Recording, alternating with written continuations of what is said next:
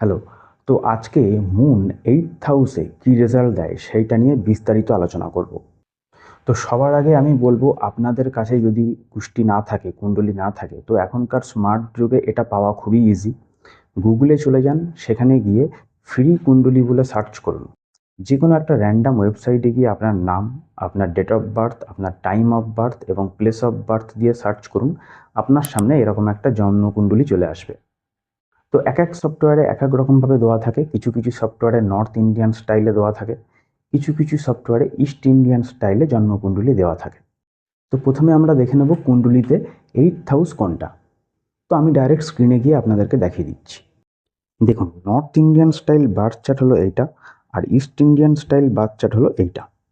ঠিক আছে, আমি বেশিরভাগ নর্থ ইন্ডিয়ান স্টাইলেই বুঝিয়ে থাকি, তবে বাংলায় যারা বসবাস করে তারা কিন্তু ইস্ট ইন্ডিয়ান স্টাইলটাই বেশি ফলো করে। ঠিক আছে, তো দুটোতেই আমি ভালো করে ভেঙে বুঝিয়ে বলছি।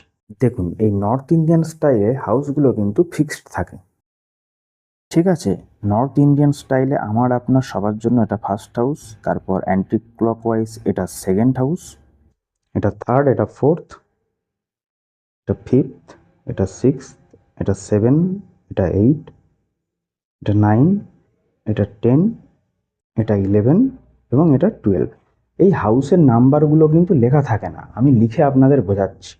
হতে পারে এই ফার্স্ট হাউসে এক একজনের এক এক ধরনের নাম্বার লেখা রয়েছে, সেটা কিন্তু রাশির নাম্বার।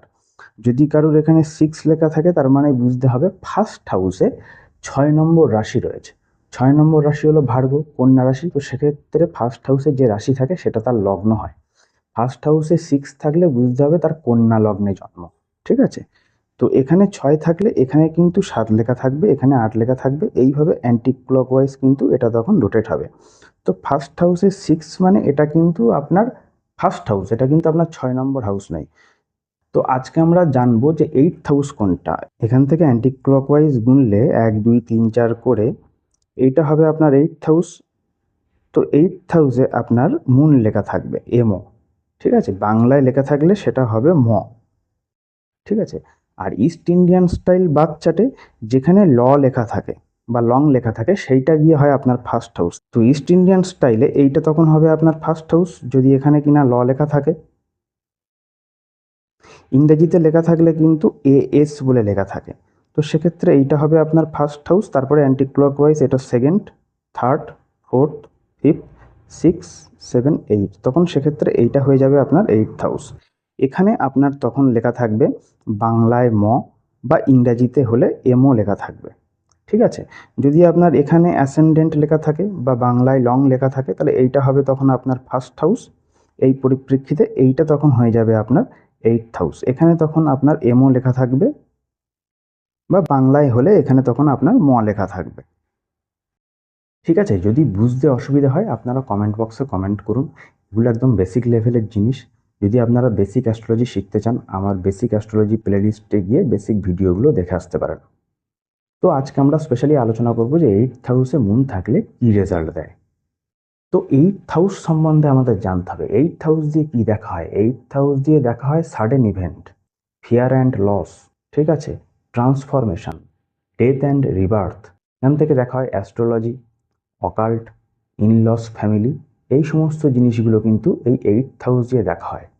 তো মুন একটা সফট জেন্টাল প্ল্যানেট, সে যখন 8th হাউসে বসে যাবে, ঠিক আছে, একটা টাফ হাউসে বসে গেল। 8th হাউস হলো একটা মেলেফিক হাউস। 6 8 12 এই তিনটে হাউস হলো দুস্থান হাউস, ইংরেজিতে বলে মেলেফিক হাউস। তো এই 8th হাউস, এই মেলেফিক হাউসে মুনের পজিশন কিন্তু প্রথমত ভালো বলে কনসিডার করা হয় না। 8th হাউস দিয়ে মৃত্যুতুল্য কষ্ট দেখা হয়। তো মানুষের মন কি এইসব চায়? মানুষের মন তো এইসব চায় না, মানুষের মন সবসময় রিল্যাক্স চায়। তো 8th হাউসে যখন মুন বসবে, সে কিন্তু জীবনের বড় বড় সাডেন ইভেন্টে ঘাবড়ে যাবে। মুন হলো আমাদের ইমোশন, সে কিন্তু আবেগ কন্ট্রোল করতে পারবে না। মিড লাইফের পরে গিয়ে এইসব মানুষেরাই কিন্তু বড় বড় হিলার হয়, কাউন্সেলর হয়। এরা অন্যকে বলবে যে জীবনের বড় বড় সাডেন ইভেন্টে ঘাবড়ে না গিয়ে কিভাবে সেটাকে ফেস করতে হয়। মুন হলো অ্যাস্ট্রোলজিতে কারক অফ মাইন্ড, এবং 8th হাউস হলো ফিয়ার অ্যান্ড লসের ঘর। তো 8th হাউসে মুন থাকলে সেই মানুষের মনে কিন্তু সবসময় একটা ভয় কাজ করবে, একটা আননোন ফিয়ার কাজ করবে, কিছু হারানোর ভয় কাজ করবে। হতে পারে সেই ব্যক্তি ইনলসের ফ্যামিলি থেকে ভীত হতে পারে, ঠিক আছে, এই মানুষের মনে সবসময় একটা ভয় ভয় কাজ করে। এছাড়া 8th হাউস হলো সিক্রেসির ঘর। ঠিক আছে, তো 8th হাউসে মুন দেখা যাবে সেই সব ব্যক্তিদের জীবনে কিছু কিছু বিষয় কিন্তু তারা খুব গোপন রাখে। বিশেষ করে নিজের পরিবার, নিজের ওয়েলথ কিন্তু খুব গোপন রাখে এরা। কেননা 8th হাউসে বসে মুন কিন্তু 2nd হাউসে এসপেক্ট করে। আর 2nd হাউস দিয়ে দেখা হয় মানুষের অ্যাসেটস, পরিবার। তো এইসব মানুষ কিন্তু নিজের পরিবার এবং ওয়েলথের দিক থেকে খুব সিক্রেটিভ নেচারের হয়ে থাকে। মুন আমাদের মাকে বোঝায়। ঠিক আছে, তো মুন 8th হাউসে বসলে এটা বোঝাবে তার মাকে কিন্তু জীবনে কোনো না কোনো এক সময়ে খুব বড় ট্রমার মধ্যে দিয়ে যেতে হয়েছে, মানে মানসিক আঘাত পেয়ে থাকবে। হয়তো এরকমও দেখা যাবে আর্লি এজে সে তার মাকে হারিয়েছে, আর না হলে মায়ের হেলথ কিন্তু খুব খারাপ হতে দেখা যাবে। পজিটিভ দিক কি আছে? মুন হলো ইনলস ফ্যামিলি। 7th হাউস দিয়ে আমরা আমাদের স্পাউসকে দেখি, লাইফ পার্টনারকে দেখি। 7th-এর 2nd হাউস হলো 8th হাউস। তো 8th হাউসে মুন থাকলে তার লাইফ পার্টনার কিন্তু দেখতে খুব সুন্দর হবে, তার মুখশ্রী খুব সুন্দর হবে। 8th হাউসে বসে মুন আবার সরাসরি 7th এসপেক্ট দিয়ে 2nd হাউসকে দেখে। 2nd হাউস দিয়ে আমরা নিজেকে দেখি, 2nd হাউস দিয়ে মানুষের ফেসকে দেখানো হয়। তো এই ব্যক্তিও কিন্তু খুব হ্যান্ডসাম হবে। তবে 8th হাউসে মুন যদি কোনো ন্যাচারাল মেলেফিক প্ল্যানেট দ্বারা অ্যাফ্লিক্টেড হয়, যেমন স্যাটার্ন, রাহু, কেতু, সান, তাহলে কিন্তু সেই ব্যক্তির ওয়াইফের হেলথ সমস্যা দেখা যাবে। মুন রিলেটেড যেসব হেলথ সমস্যা সেগুলো কিন্তু হতে পারে, সেটা পুরো বার্থ চার্ট অ্যানালাইসিস করলে কিন্তু বলা যেতে পারে। তবে মুন 8th হাউসে আরেকটা পজিটিভ দিক কি বলুন তো? 8th হাউসে যদি মুন বসে, সে কিন্তু খুব ডিপ রিসার্চ মাইন্ডেড হয়ে থাকে, সব কিছুর গভীরে যাওয়ার চেষ্টা করে, যে কোনো জিনিসের রুট খোঁজার চেষ্টা করে, ডিপলি রিসার্চ এবিলিটি তার মধ্যে থাকে। 8th হাউসে মুন বসলে সে কিন্তু ভালো রিসার্চার হয়, ভালো অ্যাস্ট্রোলজার হয়, ভালো অকাল্ট প্র্যাকটিশনার হয়, ভালো সাইকোলজিস্ট হয়, ভালো স্পিরিচুয়াল হিলার হয়ে থাকে। 8th হাউস হলো ট্রান্সফরমেশনেরও ঘর।